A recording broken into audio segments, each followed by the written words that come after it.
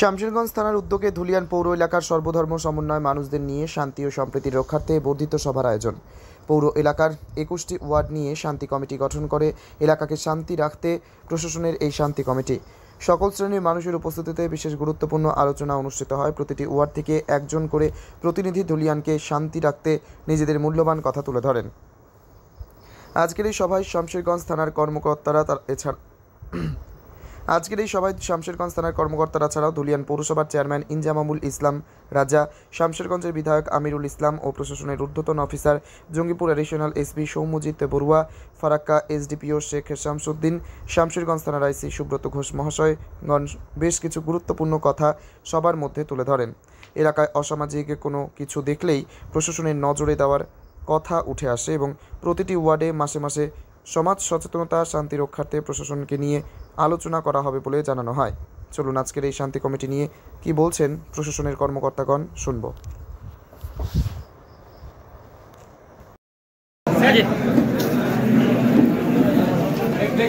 কি প্রোগ্রাম ছিল আজকে আমাদের? গত 6 এপ্রিল মাননীয় মুখ্যমন্ত্রী যখন ধুলিয়ান এলাকাতে এসেছিলেন তখন আমাদের প্রতি নির্দেশ ছিল যে প্রত্যেকটা বুথ লেভেলে বিভিন্ন জায়গায় পিস কমিটি গঠন করা। সেই পিস কমিটি এটা ধুলিয়ান পৌরসভার এলাকার অন্তর্গত সমস্ত ওয়ার্ডগুলো রয়েছে, সেখানকার সমস্ত স্থানীয় বাসিন্দা, সুবুদ্ধিসম্পন্ন মানুষ, দায়িত্ববান নাগরিক সকলকে নিয়ে যে পিস কমিটি তৈরি করা হয়েছে তার এখানে বর্ধিত সময়সূচি। স্যার, কারা কারা উপস্থিত ছিলেন আজকের এই? এখানে সমস্ত ধুলিয়ান পৌরসভা তথা এই এলাকার সমস্ত জনপ্রতিনিধিবৃন্দ ছিলেন, দায়িত্ববান নাগরিক যারা ছিলেন, বিভিন্ন সম্প্রদায়ের মানুষ ছিলেন, আমাদের প্রশাসনিক যারা কর্মকর্তা ছিলেন সকলেই উপস্থিত ছিলেন। স্যার, এই যে বর্ধিত শান্তি কমিটি নিয়ে আলোচনা করলেন, স্যার কি বুঝতে পারলেন? এতগুলো মানুষজনকে নিয়ে আলোচনা হলো, তিনাদের কি? এখানে আমরা সাধারণ মানুষের কাছে প্রচুর সাড়া পেলাম।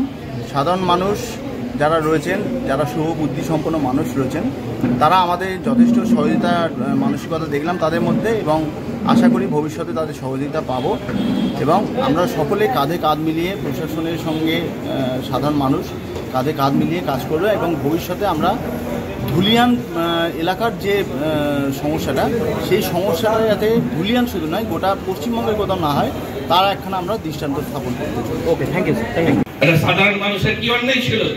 আরে ওয়াকআপ তো হয়েছে, বিজেপি সরকার করেছে।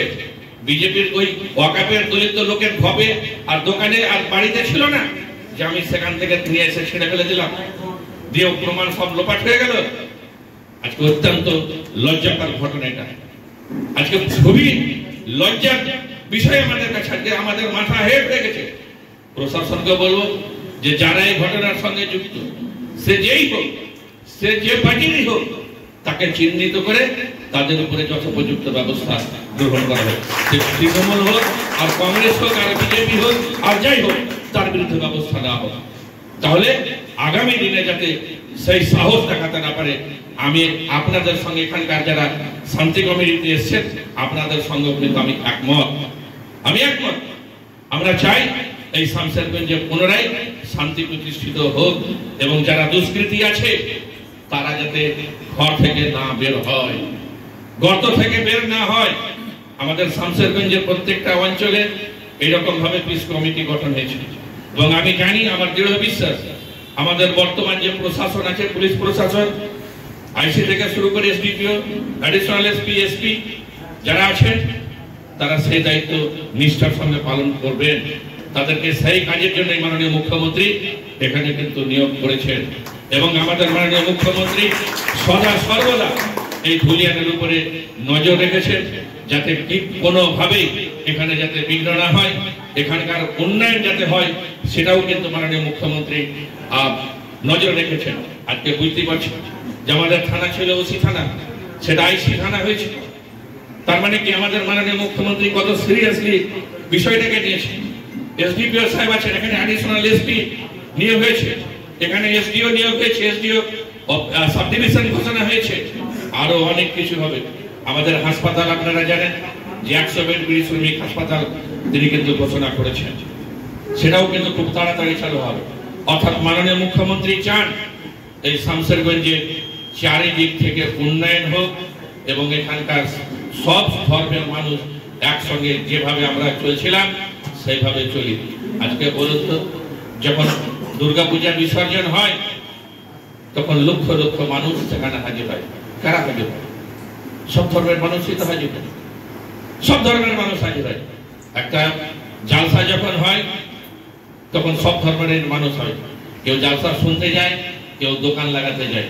এটাই তো আমাদের কৃষ্টি, এটাই তো আমাদের কালচার।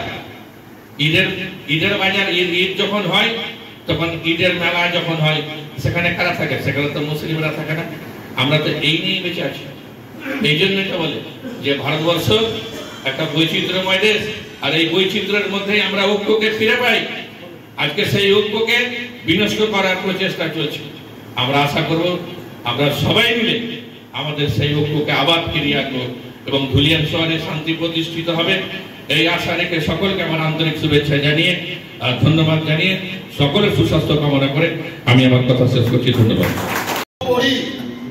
উপস্থিত বিভিন্ন ওয়ার্ড থেকে আগত আমাদের ভাই আর বন্ধুরা, আপনারাই যারা হাজির হয়েছেন, আমরা সামনে বসে আছি, আমরা কোনো কেউ নাই। আপনারাই মেন। যদি আপনারা মনে করেন যে এইসব ঘটনা ঘটতে দিব না, এই মিথ্যা কথা ছড়াতে দিব না, তাহলে আমাদের ধুলিয়ানে আমি গর্ব করছি না আমি থাকতে এসব কোনোদিন করতে দিনই। একাই মোটর সাইকেল নিয়ে দৌড়ে বেরিয়ে আমি থেমেছি। যখন বাবরি মসজিদ এই যে ঘটনা ঘটেছিল, কি হয়েছিল? তুমি কালো ব্যাগ কিনে মিছিল করতে পারো, এটা ছিল। কিন্তু কিছু উগ্রপন্থী এইটা ভাঙবো ওইটা ভাঙবো দৌড়ে দৌড়ে একাতে তখন ক্ষমতা ছিল, এই খবরদার মুসলমানদেরকে ঢুকতে দিনি, কোন মন্দিরে হাত দিতে দিনি। যুগ পাল্টাচ্ছে, সময় পাল্টাচ্ছে। এখনো প্রশাসন যাদের খাতাতে নাম আছে আমাকে ডাকে, ওই 11 তারিখ 12 তারিখের ঘটনাতে এই বয়সে কি করেছি তাদের কাছে বিভিন্ন অফিসার ছিলেন, করেছি। যাই হোক, ওই দিন নাই। আর আমি একটা কথা বলবো, যা ঘটনা ঘটেছে তাদের তো শাস্তি হবে, তাদেরকে তো চিহ্নিত করে প্রশাসন ধরবে, তাদের কঠোর শাস্তি হোক, তবেই শিক্ষা হবে, না তো আগামীতে আবার বারান্তি করবে। আমাদের ধুলিয়ান হচ্ছে সোনার ধুলিয়ান, সোনার বাংলা। আশ্চর্য লাগছে এই ঘটনা। কোনদিন জীবনে কেউ এখানে হাজির আছেন, কেউ শুনেননি, কেউ দেখেননি। হিন্দুও বলছে ভাই দেখিনি, মুসলমানও বলছে দেখিনি। কে করলো? ওই চপড়ি শয়তানকে। আরে তুমি যখন আন্দোলন করতে গেছো তো তোমার বাপের দোকান তুমি লুটছো, তুমি কার বাড়িতে আগুন লাগালা? সে হিন্দু হোক আর মুসলমান হোক, কেন? এরা তো চোর ডাকাতি করতে গিয়েছে। যদি ভালো মানুষের বাচ্চা থাকলে এই কাজ করত না। আমি বলবো যা হবার হয়েছে, এখন ধুলিয়ানে কিছু নাই, ধুলিয়ান শান্তি আছে। মনের কাছে ধুকমুকি হাওয়াটা আছে, সেটা আস্তে আস্তে আগুনের মতন দ্বীপটা যেমন মুজাচ্ছে ওদিন নেমে যাচ্ছে, নেমে গিয়েছে। এখন আছে এই যে ফোর্স বিএসএফ, যদি না থাকে এটাও জ্বালা। ফোর্স স্কুল সব ডাক করে রেখেছে, স্কুলে ছেলে মেয়েরা পড়তে পারছে না 2 মাস থেকে, আরো কতদিন থাকবে ঠিক নাই। এগুলো দেখার ব্যাপার আছে। আমরা যারা হাজির আছি এখানে কোন কথাতে কান দিব না।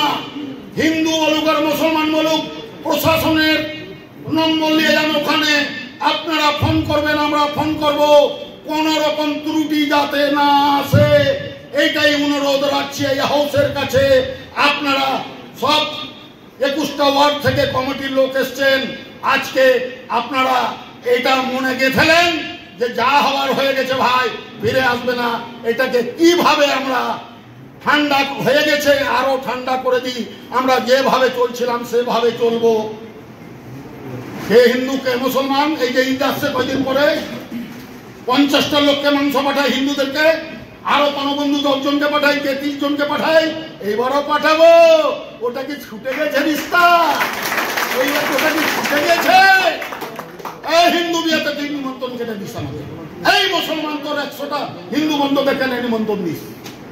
এগুলো একটু মনের দুঃখ বেদনা ভীতু হয়ে গেছে, সব মিটে যাবে। আপনারা সচেতন থাকুন, আমরা সচেতন থাকি, কিছু হবে না ধুলিয়ানে। আবার ধুলিয়ান ওই ধুলিয়ান ঘুরে আসবে, আপনারা চিন্তা করবেন না। আপনারা যদি ঠিক থাকেন, হিন্দু মুসলমান যারা এখানে হাজির আছেন, তাহলে ধুলিয়ানে কিছু ঘটতে দিব না, ঘটবে না। এই শপথ নিয়ে সবাই যাবেন, যাতে শান্তি বজায় থাকে। সামনে বকরিদ আসছে, খুব সাবধানে চলাফেরা করে সকলকে নিয়ে উৎসব মানাতে হবে। আমরা যে সব বছর হিন্দু মুসলমান মিলে উৎসব করি, সেই উৎসবই হবে, কোনো চিন্তার ব্যাপার নাই। আর যেটা বললো কাউসার, কমিটি হয়েছে বিভিন্নভাবে, কিন্তু এই বড় কমিটি থানাওয়ালা কিছু সর্বদলীয় লোককে নিয়ে একটা কমিটি থাক, এরা প্রয়োজন হলে এই কমিটিকে ডাকলে সঙ্গে সঙ্গে ওখানে হস্তক্ষেপ করলে আরো ভালো হবে।